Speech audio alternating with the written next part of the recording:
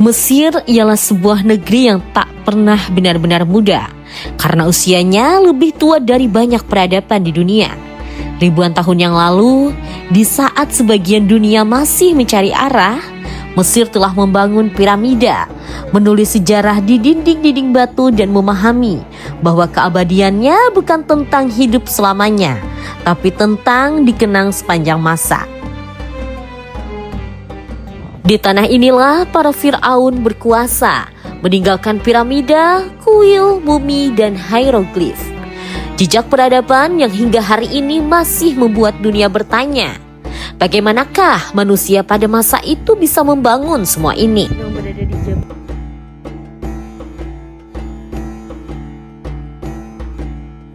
Lalu sungai Nil mengalir, bukan sekedar sungai, tapi urat nadi kehidupan Mesir.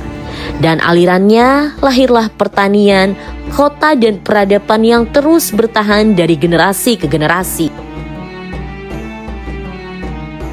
Waktu berjalan, Mesir tak hanya menyimpan sejarah kuno, namun juga menjadi bagian penting dari sejarah Islam.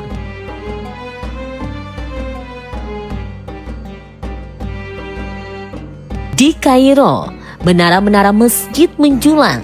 Al-Azhar berdiri sebagai kiblat ilmu pengetahuan Islam, melahirkan ulama, pemikir, dan suara keilmuan yang didengar hingga seluruh penjuru dunia Islam.